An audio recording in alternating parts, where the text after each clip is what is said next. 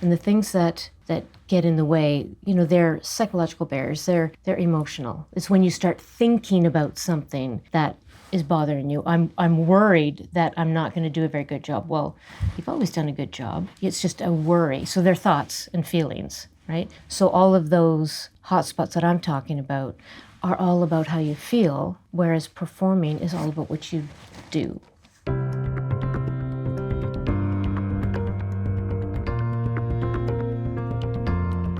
Hey everyone, welcome back. I'm Dr. Greg Wells. Welcome back to the podcast. It's great to have you here.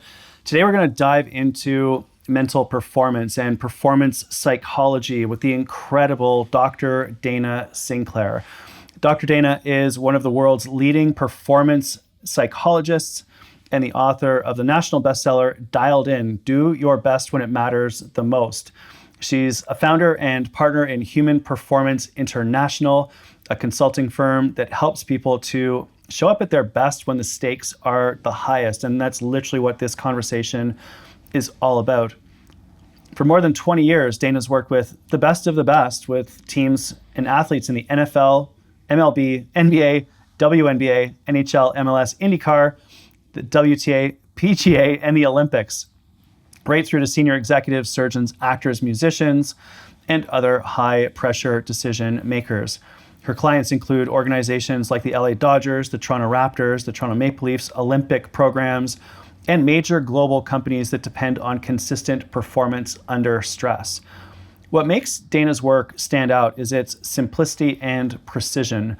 Her core message is that great performance isn't about how you feel, it's about what you do, and that's really the theme of our conversation today. She helps people figure out what gets in their way, builds clear action plans to address those barriers in the moment, and then actually stick to the plan. In her book, Dialed In, she breaks down topics like the real nature of confidence, the difference between useful routines and superstitions, how to communicate effectively under pressure, and why character ultimately matters more than talent. Dana is a registered psychologist who holds doctorates from the University of Cambridge and the University of Ottawa, because one PhD wasn't enough. She serves as a clinical assistant professor in the Faculty of Medicine at the University of British Columbia and is a member of the American Psychological Association. Her mission is really straightforward.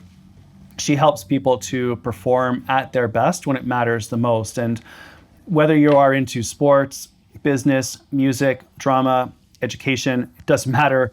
What we talk about today is absolutely critical. So I'm really excited to bring this conversation all about performance psychology to you. Please enjoy my chat with Dr. Dana Sinclair. Dr. Dana, thank you so much for joining us today. Always a pleasure, Greg. 25 years into hanging out and we're still doing this, That's so it's right. Pretty cool. I'm so thrilled about having you here because this series has been all about healthy high performance, pushing the limits, but doing it in a healthy way where we're elevating our well-being, mind, body, emotion, spirit, all those sorts of things. Mm-hmm. And I love the fact that you over and over and over say, it's all about doing your best when it matters the most. I just think that's such a cool idea because it's in those moments that it does matter to us the most and we want to do our best. That's what you're all about. Well, we all have our deciding moments. Could be the pitch, the presentation, the conversation, the exam, etc. And no matter who you are, what you do, we all have to perform. And there's strategies that work for all of us. There's no one pocket that works for professional athletes or one strategy that works for surgeons. There's strategies, they work for all of us. So these are like universal human truths, if you will, around performance. Doesn't matter who you are, what you do. These are innate to our physiology, our psychology. We can rely on these. Well, we don't necessarily, that's the whole thing, is learning to rely on them because that's the point. In our pressure moments, we sometimes can't rely on them because we don't even know what gets in our way in the first place. Really? So it's learning to pull out what your strengths are, what gets in the way, most importantly, and then figuring a workaround to get by them in the pressure moments. When you're got the crowd going, when you've got all the pressure there, Sure. And it's in that particular moment that you have to somehow find a way to step back and lean into your strengths and be careful of the things that hold you back. Or slow down so you can focus in on what to do. I'm always talking to people about being able to do the do. So, for instance, World Series. Okay, so all sorts of pressure moments for everybody, but the crowd The rest of us who aren't on the field think, oh my goodness, look at the pressure these guys are under, which is true. However, the guys on the field and in the dugout, they have the skill set. They know what they're doing. They love doing what they're doing. So yeah, they have to learn to sort of settle and focus in, but it's not the big pressure that we all think they're under. Right. They handle it well because they have the skill set. They know what they're doing. Interesting. And so They're the what best people for the job. Yeah, they're the only people for the That's job. right. What is it? So what are some of those skills that enable you to slow down and manage that pressure? Okay. I talk about 4 skills, and you don't have to use all of them. You can use just one of them. I just like people to grab one and give it a go. Yeah. But the first one that I think is the most important for all of us in any profession or any walk of life is being able to get calm and stay there. Yeah. Or calm-ish. You're not going to be super calm all the time. I like that, calm-ish. Calm-ish. Just take the edge off. Right. So you can think. Okay. If you can't think your way through a pressure moment, you might have some trouble. You've got to be prepared or, ready for those difficult moments. So really, I coach performance, and it's just those decisive pressure moments because people are doing well in life. People do a really good job. Yeah. Carry on. It's just being ready, knowing how to settle, how to get calmish, so you can shift your focus onto what you have to do. Are there any tactics for getting calm and staying calm that we can practice? My favorite, and it sounds goofy, but it's all about breathing. It is the fastest, best way to calm yourself physiologically so that you can calm yourself emotionally. I mean, they work in tandem, they're connected. If you can't slow down, you can't think. That's right. And there's so many different ways to breathe. I just want people to be able to breathe slowly for a short amount of time so that they can reconnect to what they're trying to do. I mean, one of the best ways to get your nervous system back under control is to settle and slow. Settle and slow. Yeah. Exhale longer. Breathe through your nose. Exhale longer. There you go. Do you see, like when you're watching, because obviously your athletes are in all of the pro leagues, do you see your athletes doing that in critical moments? I do. And it makes me laugh every time. That's so cool. Yeah. I mean, even like at the plate, right, you'll see guys do that. You'll see them on the mound do that. I got a text last year in the NFL playoffs from a guy, breathe, baby, breathe, exclamation, smiley face. So that's all he knew, that's what he had to do to be able to get to, his skills off the line fast. Amazing. Yeah. When we've slowed down, taken that breath, maybe a few, because you're that tense. Take a few, take as many as you need and keep doing it. That's awesome. Don't think you're done after 2. Yeah. I'm still doing it 50 years later. Well, you should be. We all should be. That then enables you to bring your attention back into the present moment and focus. Talk to me about that process and how that feels. You have to know what you should be focused on ahead of time. Okay. So just going into some performance where you're hoping just to slow down and it's all going to come naturally, automatically, that would be lovely, but I wouldn't count on that. So I like people to pre-plan. What is it that I have to pay attention to when I'm on stage, when I'm on camera, etc. Yeah. So being able to pick out your performance cues ahead of time is key. So again, what do we want to talk about? Tennis, let's say, some fun sports stuff. Yeah. Okay, so big serve coming up, what are you going to do? You're going to calm down and settle, but you don't just think, okay, let's go. A lot of people have to think about, make sure that toss is high. Like it's a performance cue. It's task related. Okay. Other people would think in hockey, I've got to move my feet. I got to get to the front of the net. Those are performance cues. Right. I had a lawyer that I was dealing with, and whenever there was a big sort of precedent, a big file, he would get a little bit nervous. He was younger and not as experienced, and he had to actually learn to stop, go back to calm down, breathe, and then think about what his cues were. And he actually selected, okay, who's the client? Whom am I working for? Now, oh yeah, because you can get mixed up on on those things sometimes, actually. Of course. Right? And then what's my task? What am I supposed to be doing here? He'd take a minute to do that, and then he'd be back on track. Those are task-related. They're performance cues. What do I have to do? So we're pausing, breathing, settling down, bringing our attention and focus into the present moment and directing that towards task-related actions. If you go right to the task-related actions, you don't have to worry about getting into the present moment. It's calming and then shifting over to what am I doing? Oh, so I didn't even worry about that. Don't worry about the present moment. Just settle. That just blew my mind. Oh no, I've been doing it all wrong. No, you haven't. It's just that's an extra step you don't need in the middle of a performance. Oh, right? wow, okay, Because cool. it's quick and you have to shift when you drift. So when you drift over to mind clutter, worries, expectations, being scared, whatever it is, Yeah. outcome, how's it going? You've got to be able to shift quickly onto what to do. You don't necessarily have time to think about, okay, let's get to the present moment now. What am I doing? You can just go right to the task. How does fear play into this? Oh, it's big.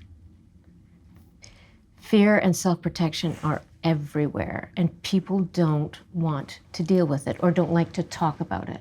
Okay.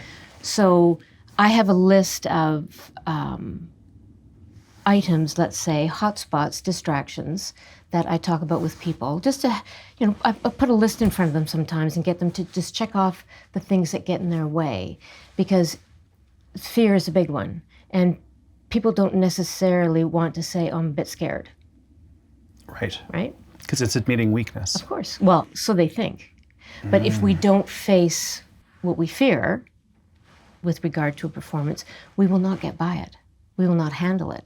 So I always have the big first step talking about, okay, what's the hot spot? What's in the way? What messes you up?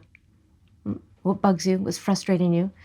Well, and then lots of people know, but others aren't so sure, so they start checking off a list of 10, 15 things that can get in the way.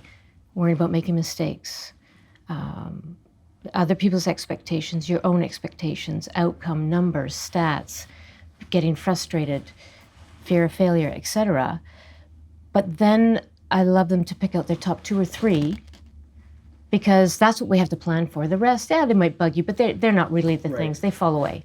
So make a list of the potential hot spots. Yeah. Things that can hold you back. Yes. Pick the top 3. Come up with a plan. Right. And the things that get in the way, they're psychological barriers. They're emotional. It's when you start thinking about something that is bothering you. I'm worried that I'm not going to do a very good job. Well, you've always done a good job. It's just a worry. So they're thoughts and feelings, right? So all of those hotspots that I'm talking about are all about how you feel, whereas performing is all about what you do. Please explain that, because that's so huge. Okay, so performance is all about being able to stay on task in the moment and get to your skills Yes. the best that you can. Yeah. Do the best job you can. What interferes with that focus is thoughts, feelings. Thoughts and feelings, really. Right. So I think you have to be aware of what your thoughts and feelings are, because they're not always good when it comes to a performance. So I'm working with people who need to manage their emotions under pressure, which is basically all of us. Uh-huh. When we drift on over into how we feel, oh, is this going to be any good? That wasn't, what are they going to think? All of these things. Even performing great, I'm still starting to think, wow, this is going great. I'm still thinking about outcome. Oops, I've drifted into how I feel. I'm concerned, connected to how I'm feeling. Better watch out, because in the tough moments, that's going to derail you. You need to be able to keep your focus on what you've got to do right now. Again, those performance cues, or talking yourself through the moment. In those moments, our thoughts and feelings might go towards things that worry us. Maybe we might categorize them as slightly negative. They could be good things too. That's where I was going. Yeah. Does that hold an equal chance of derailing you? Yes, it does. Because if you were a high performance swimmer, right? If you were thinking, wow, I am feeling great. This is going so well. Sometimes that's not the case, correct? Correct. Okay. Yeah.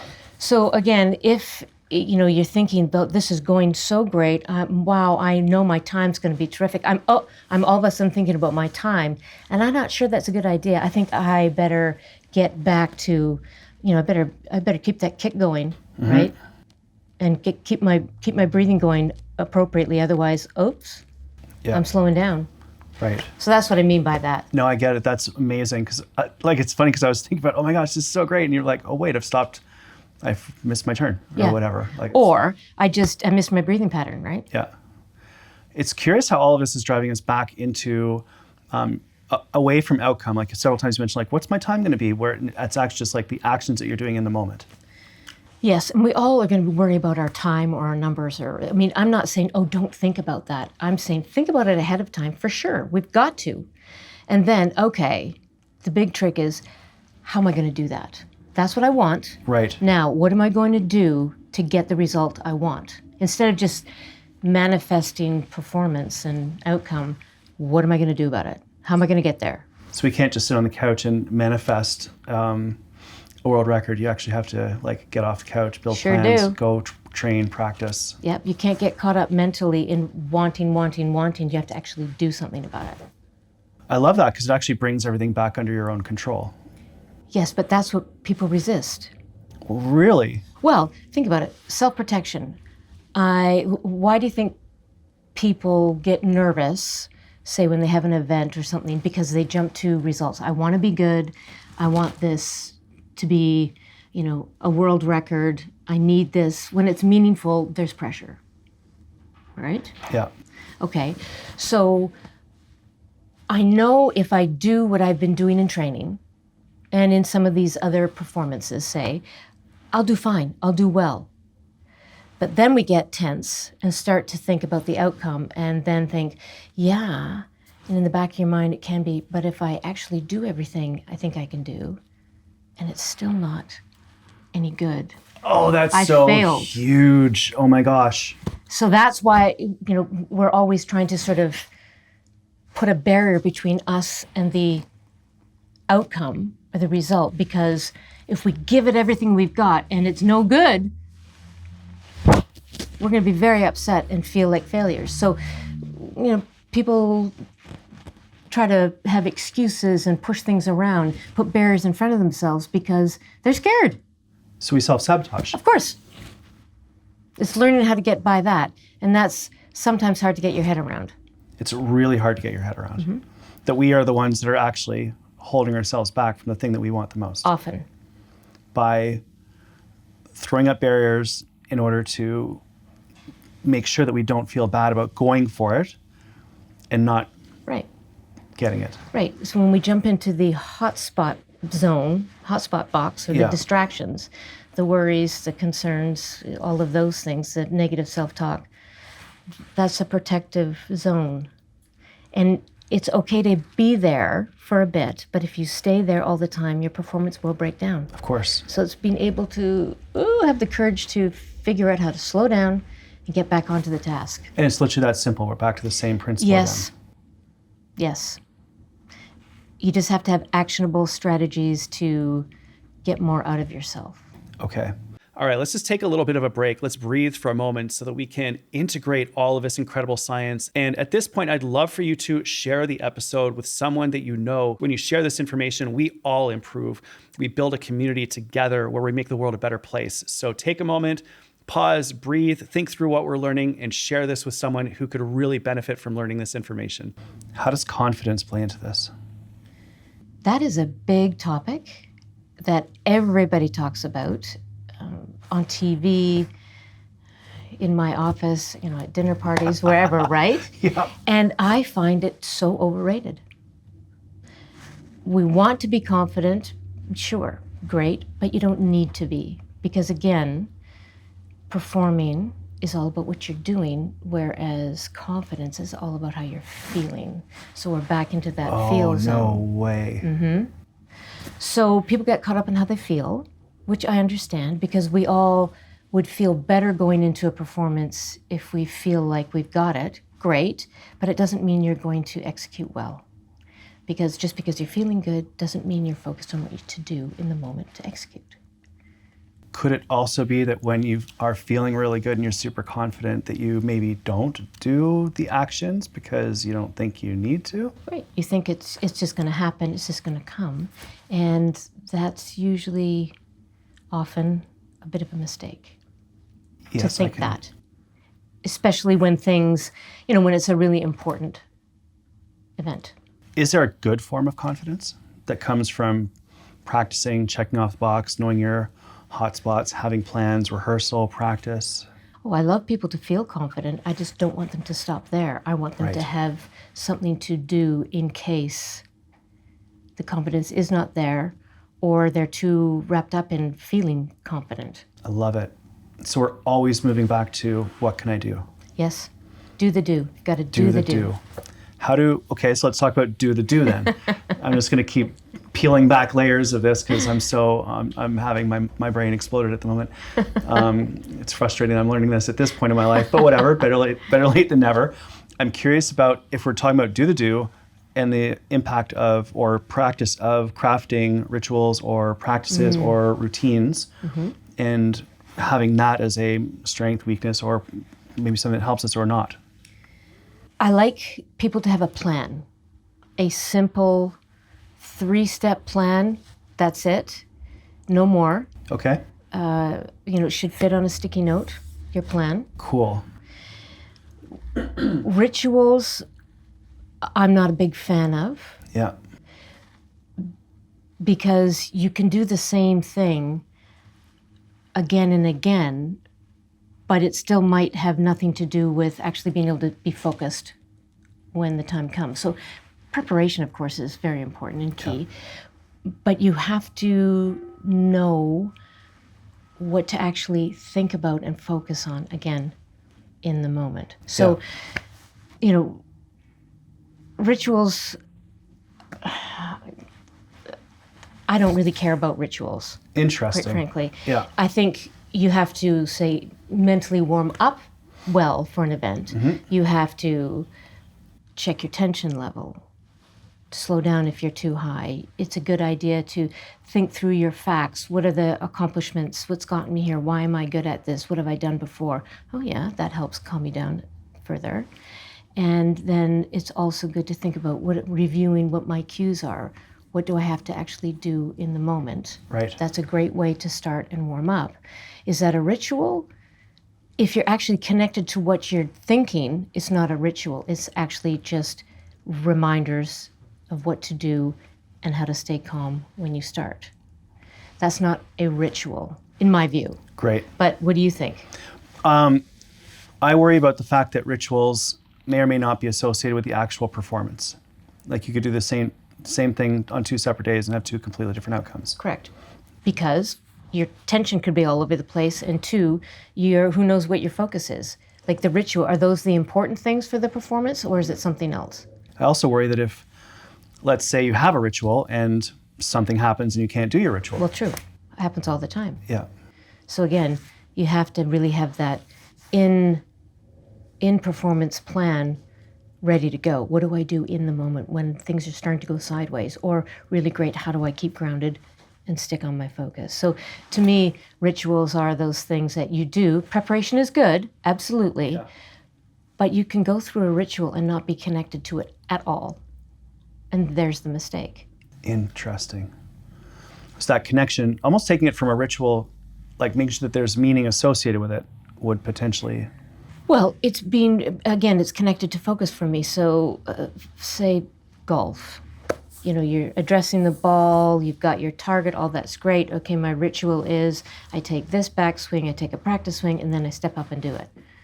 Okay, well, good, but is that the most important thing? Have you checked your tension? Are you settled enough to actually make sure your tempo's on and you hit through the ball straight through to your target? And what is important? Is it just going through these things, or do you have to really connect to one or two things in your swing? Got it. So this is all fine as long as it's connected to what's actually important. What you're trying to do. To enable you to do what you need to do. It's important to put the ball towards the target. Right. But how do I do that? Yeah. Most people would say, I've really got to make sure I swing through the ball right to where my tiny target is. So we just looked before we started recording at Shohei Ohtani's goal-setting grid from when he was 16 prior to being drafted. And he had 9 things that he wanted to do. One thing that he wanted to do, 8 factors. And he broke out each of those 8 factors into the 8 things that related to that factor. And you just kept on being like, well, that's fine, but how do you do it? That's fine, how do you do that? Oh, That's it was a word. fantastic. It's cool, but you just kept peeling away like, how do you do that? Actions, actions, actions. And I think the goal-setting situation, that was great. It's a great exercise to go through. Just when people get to me, whether I'm on the sidelines or in a boardroom, it's about the moment. It's not about all the fun planning to get here. It's about, okay, how do we keep it together in the moment and not, how do I actually excel with this moment and this magnitude of what I want in terms of results? Awesome.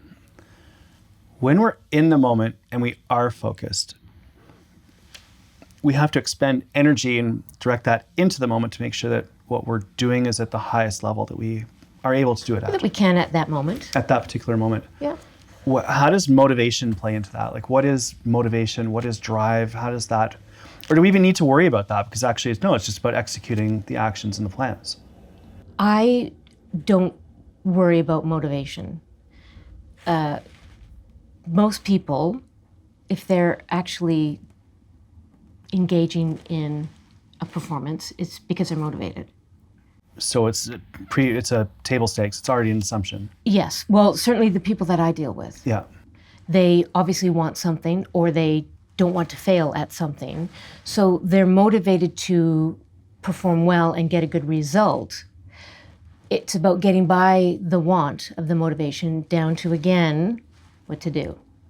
Because you can have all the motivation in the world, and if you don't take the right steps, what does it matter? I mean, I might be completely motivated to be, I say an astronaut, but if I'm no good at STEM,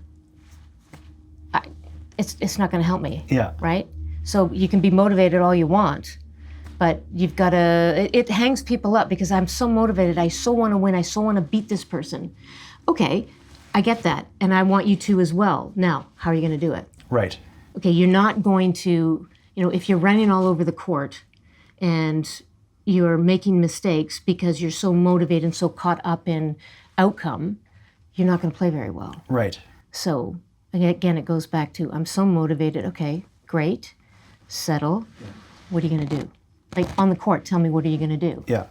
This drives a tremendous amount of personal responsibility. Absolutely. That could probably be very uncomfortable for people. Yes. It is. However, it's not as hard as people think. Okay.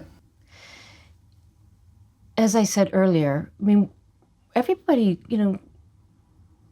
does pretty well.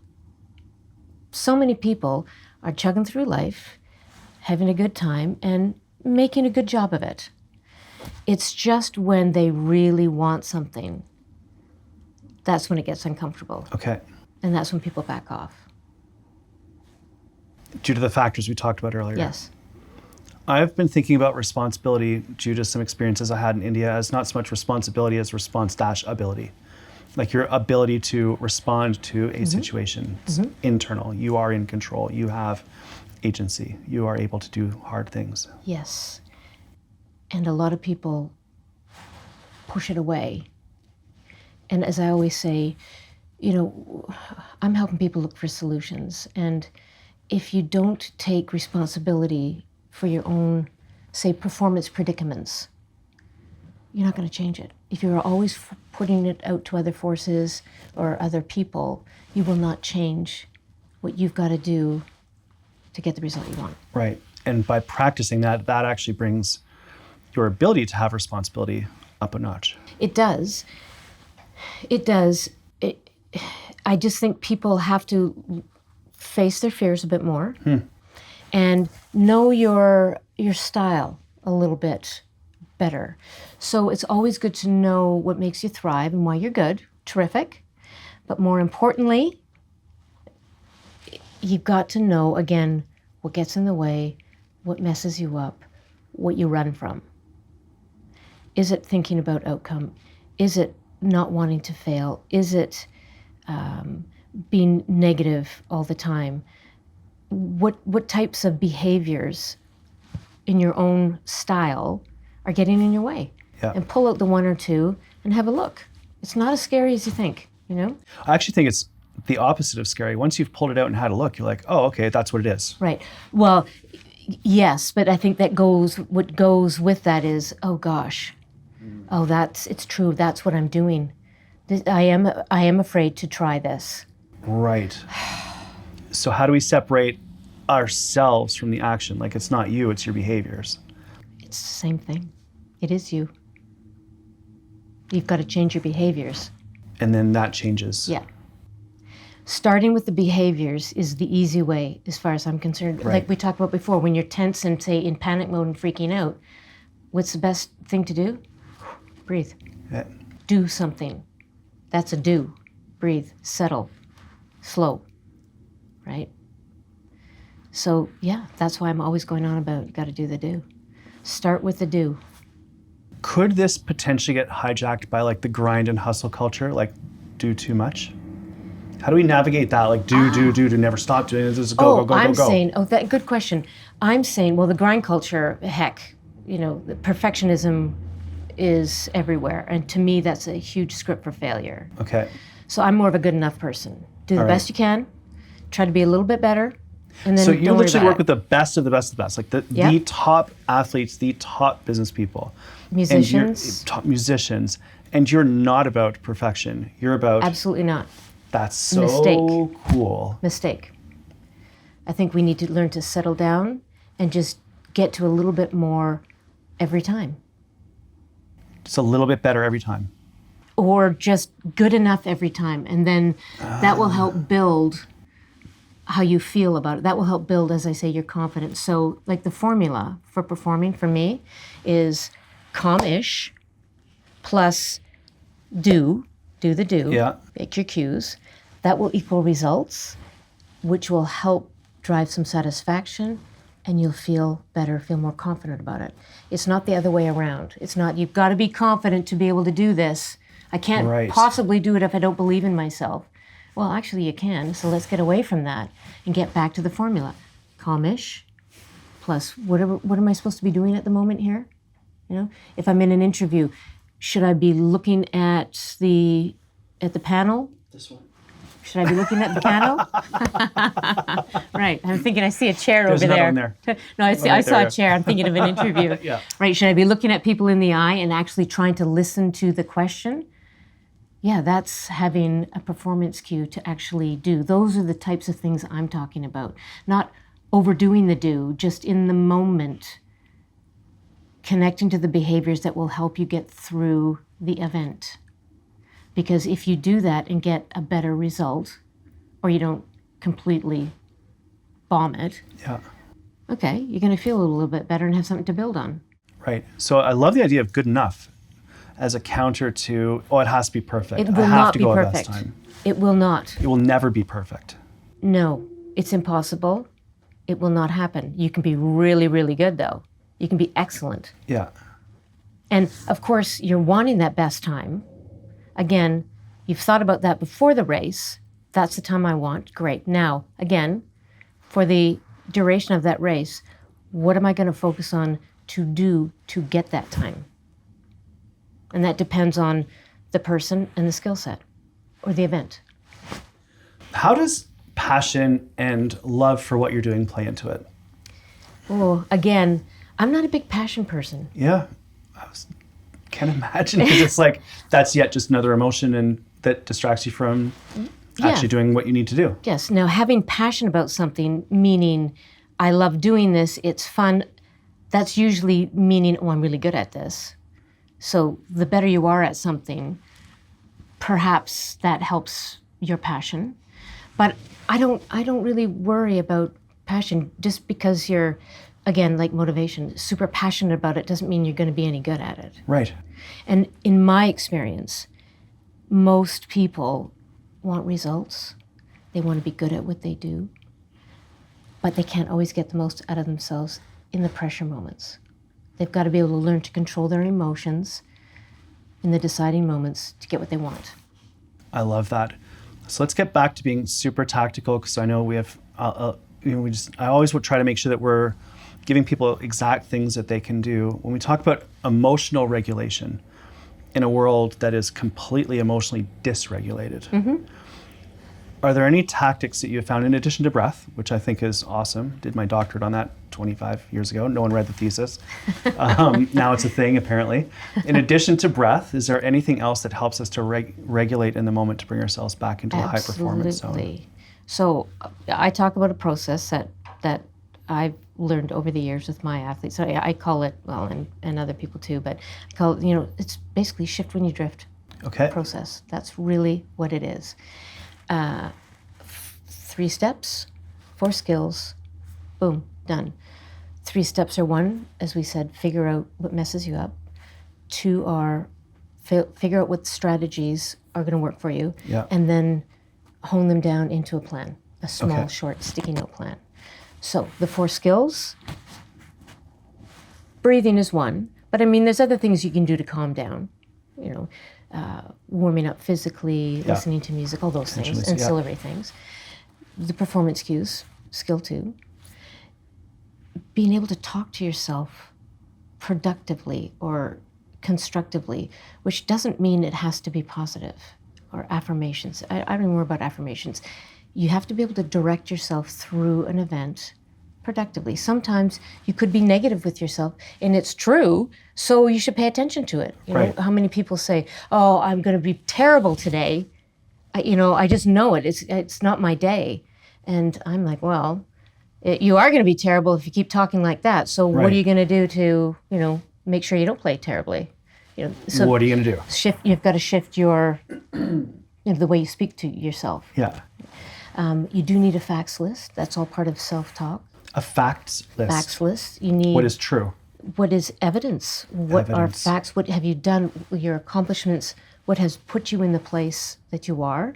And even if you're not very good, well, what have I got that shows I'm getting better?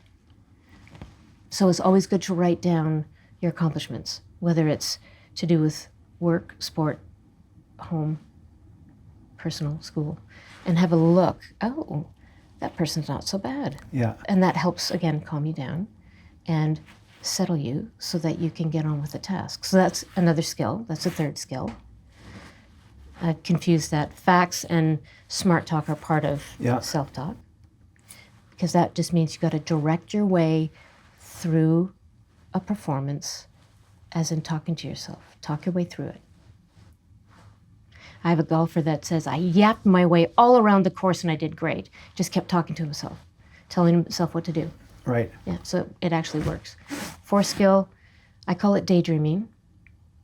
Most people would call it imagery or visualization. But that connotes something big and long, whereas daydreaming is something we do all the time anyway, so why not make it work for you? So a 5-second daydream, a clip in your head of what you want to do, what you want to look like, how composed you want to be, running some of your highlights, sort of daydreaming throughout the day, for a total of a minute. You do it 10 times. So just like snippets of the imagery and the feelings and just like the snippets. A minute clip or a 5-second clip, but a little bit more often of the stuff that you want to do or be like, or the stuff you've already done. It's a great way to calm yourself and to feel that you can improve. Sort of like, I hate TikTok, but it's like little micro TikToks in your own brain of like how great you are. Yes. Or of how great you could be if you did this. Right. Or what you want in the future. Or of seeing yourself be composed and speaking calmly. Everybody has their thing. Were there any performances this year that captured your imagination where you were like, wow, that's incredible. That was awesome. And we've had the World Series, we've had like all sorts of other events this year. Like what's captured your attention where you were like, that was awesome? Doesn't have to, of course, be anyone that you've worked with. I'm just like, what was cool? Well, I was recently at F1 in Las Vegas, and watching that is always fun. I mean, I worked in IndyCar for years and in the pits and whatnot, so it's always nice to be at the timing stand and can hear what's going on and talk, hear what the driver's saying and, know if your driver's executing as he should be.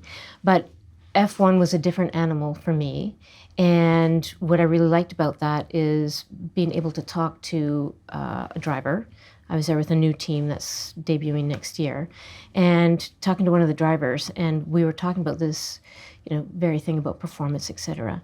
And most people think that, it's so frightening and there's so much pressure and how do they do it? And we were both sort of chuckling that, well, of course, they aren't fearful of crashing into a wall at 200 miles per hour, because if they were, they wouldn't be able to drive. Right. They're so busy thinking about what they have to do and what the plan is and whatnot, and they have the skill set. Again, they're the best people for the job. They're having a blast doing it. It's the rest of the people, the rest of us thinking, oh my gosh, this is craziness, which it's actually not for them. Right. Anyway, the fun thing was, he said, the thing that scares me is having to stand up on stage and talk to a bunch of people. That is fear. That's funny. So again, everybody has their pressure moment. Right. Whatever that happens to be. Yeah. So last thing, let's say someone has a pressure moment coming up. They're writing a test. They're going to go train. They're going to step into the gym after an injury. They're going to go and try to do a sale. Something in their world is the pressure moment coming up. What would you tell them to do? I would want them to have some specifics. However, biggest things, get calmish. Yeah. Use your nose. Exhale longer. Keep doing that. And think about the one or two things that you have to actually do for that particular task. Got it. That's it. Super straightforward, Yeah. super simple, totally actionable. Yes. Grab onto one thing and do it. Over and over and over again. Well, yeah, until you get really good at that, and then you can switch to another do. Okay. I mean, I was talking to a hitting champion, and I was doing a talk for the Nationals, and after the talk to the athletes, he came up to me and said, he was a superstar, and he said, I finally figured out why I actually made it. I did the do. I was small. I wasn't sure I was going to make it, but when I got up to the plate, I could actually settle down enough to remind myself of what I had to do to put the barrel on the ball. Perfect. One of the all-times. Amazing. Yeah. Dr. Dana Sinclair, thank you so much for your wisdom, your insights. You have coached me, you've coached my wife, you've coached my daughter. We've had so much fun over the years. It's been such a pleasure chatting to you, and thank you for everything that you've brought to everyone listening and watching today. Greg, it's always been a pleasure, and I hope there's much more to come. There will be. Hey, everyone, I hope that you enjoyed that episode with the incredible Dr. Dana Sinclair, my performance psychology buddy, my friend, my colleague, and just an incredible human being. I love how Dr. Dana just got down to the most simple, powerful tools and cut through all of the noise around what we need to do to perform at our best when it matters the most. It blows my mind how simple it is. Of course, putting it into practice is harder. We do need to practice it to be able to do it at the moments that matter to us the most, but now we know what to do, which is amazing. If during that session, you thought about someone else, you're like, oh my gosh, this person would totally benefit from this. If you have a high performer in your life, if you've got an athlete, musician, an executive perhaps that is doing something at the highest level in high pressure, high performance moments, this is the episode for them. Please share it with them. because I know they'd benefit from learning from Dr. Dana Sinclair, just like you and I have, of course, since you're still here at this point in time. I know that you have done so. If you have any questions for me, please reach out at Dr. Greg Wells.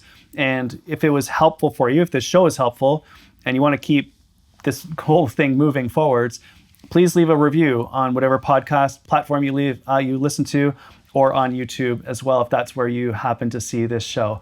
So thank you so much for joining me. Thank you for being here. Thank you for investing in yourself and putting all of this time, effort, energy, and attention into you. And we'll see you in the next session. I have a little note for you from the lawyers just to make sure that we're all clear about how we can use this information. This podcast and video contains advice and information relating to health and wellness and is presented solely for general information, educational, and entertainment purposes. All efforts have been made to assure the accuracy of this information contained in this episode. It should only be used to supplement rather than replace the advice of your doctor or other qualified health professional. If you know or suspect that you have a health problem, it's recommended that you seek your qualified healthcare provider's advice before embarking on any program, treatment, or protocol. Thank you so much for being a part of this journey. Thank you for watching, and we'll see you in the next session.